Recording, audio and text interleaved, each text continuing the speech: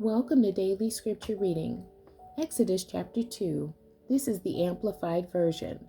I do not own the rights to this music. The birth of Moses. Now a man of the house of Levi, the priestly tribe, went and took as his wife a daughter of Levi.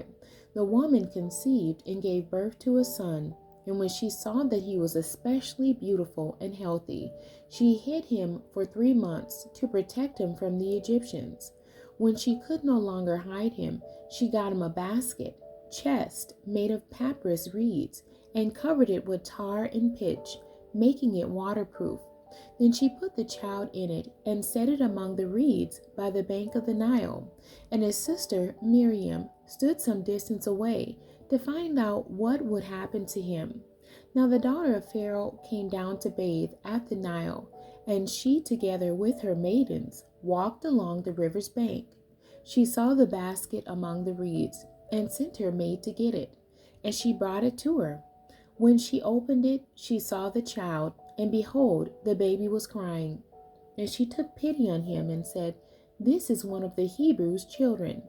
Then his sister said to Pharaoh's daughter, "Shall I go and call a wet nurse from the Hebrew women to nurse the child for you?" And Pharaoh's daughter said to her, "Go ahead." So the girl went and called the child's mother.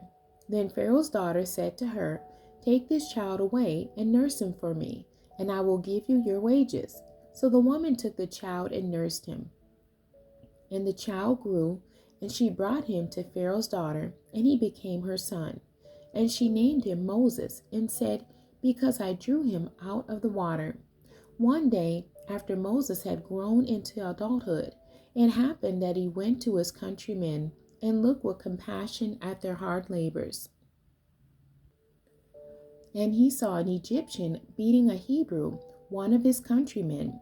He turned to look around, and seeing no one, he killed the Egyptian and hid him in the sand.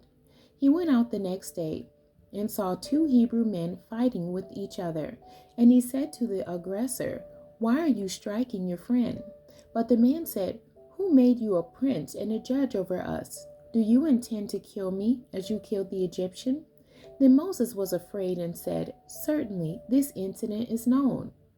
Moses escapes to Midian. When Pharaoh heard about this matter, he tried to kill Moses. Then Moses fled from Pharaoh's presence and took refuge in the land of Midian, where he sat down by a well. Now the priests of Midian had 7 daughters, and they came and drew water from the well where Moses was resting, and filled the troughs to water their father's flock. Then shepherds came and drove them away, but Moses stood up and helped them and watered their flock. When they came to Reuel, Jethro, their father, he said, "How is it that you have come back so soon today?" They said, "An Egyptian saved us from the shepherds. He even drew water from the well for us and watered the flock." Then he said to his daughters, "Where is he? Why have you left the man behind? Invite him to have something to eat." Moses was willing to remain with the man, and he gave Moses his daughter Zipporah to be his wife. She gave birth to a son, and he named him Gershom, stranger, for he said, "I have been a stranger in a foreign land." Now it happened after a long time, about 40 years, that the king of Egypt died, and the children of Israel, Jacob, groaned and sighed because of the bondage, and they cried out, and their cry for help because of their bondage ascended to God. So God heard their groaning, and God remembered his covenant with Abraham, Isaac, and Jacob. Israel. God saw the sons of Israel, and God took notice of them, and was concerned about them, knowing all, understanding all, remembering all. The end. God bless you, and thank you for joining me today.